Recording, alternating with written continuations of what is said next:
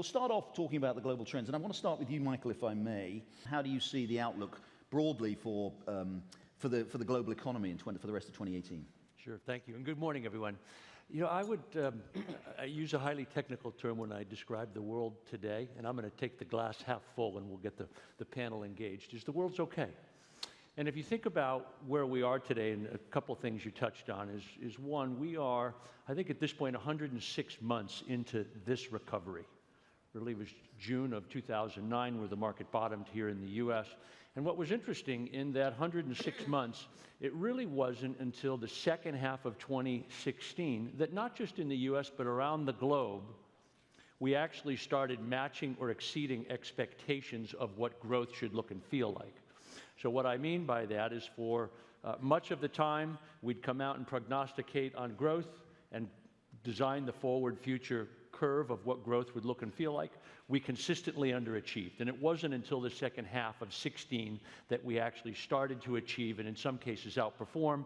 And clearly, 2017 was the first full year of growth either matching or exceeding expectations in most of the economies in the world.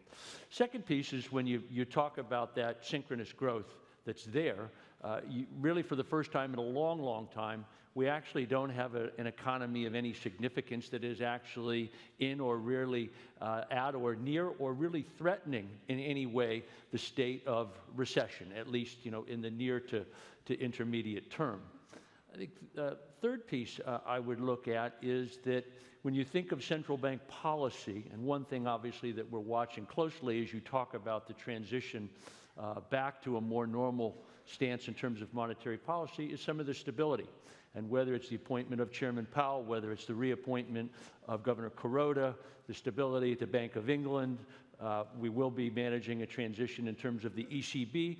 But what we see governing central bank bodies that are likely to remain consistent around the stance that they've taken. And so we shouldn't see any significant curves in the road. I would say that the next piece, and certainly here in the U.S., is that when you look at the drivers of economy, in the case of the U.S. is about 2/3 driven by consumers.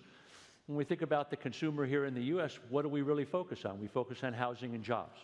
And we can argue a little bit, and Josh will probably opine a little bit on housing prices later on, but housing's pretty good, and when we think of jobs, we're at a long-time low in terms of unemployment. And I would say the final piece I'd throw out there is things going on like tax reform.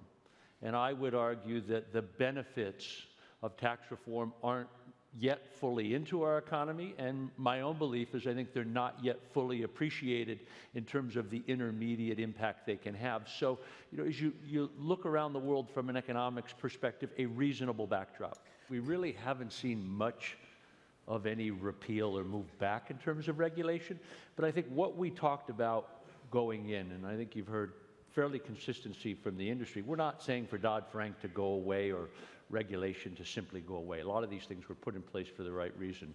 But the most important thing that really has happened, at least from what we see from our perch, is the tone from the top has changed. Meaning that, again, we deal with our regulators quite a bit. They've got tough jobs.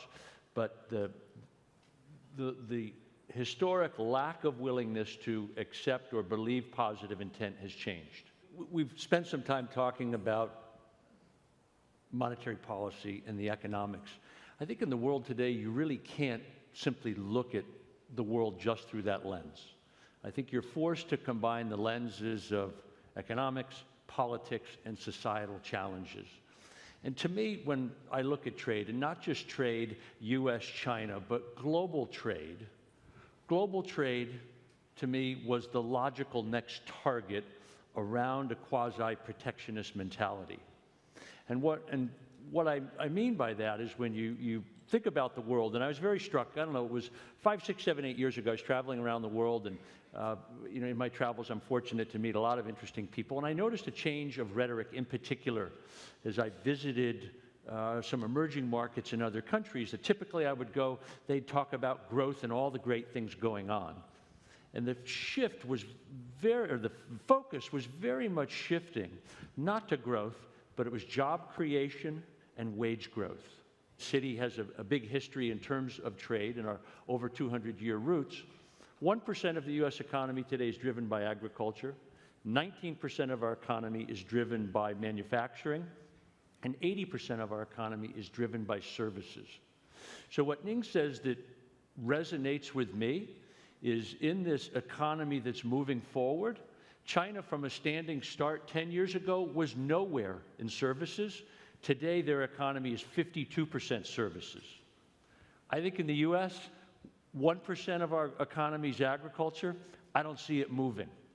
In the manufacturing piece, McKinsey and many other smart places have come out and said of the manufacturing jobs today, 40% of them have the chance of being automated in the next 10 years or beyond.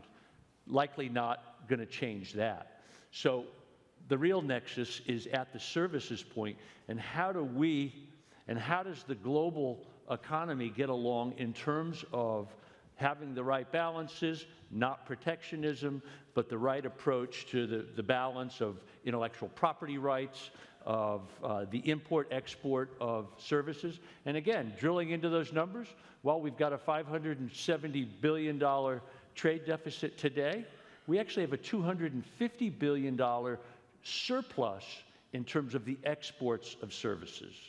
And so I think you really need to get granular here, and we've seen protectionism just not work historically.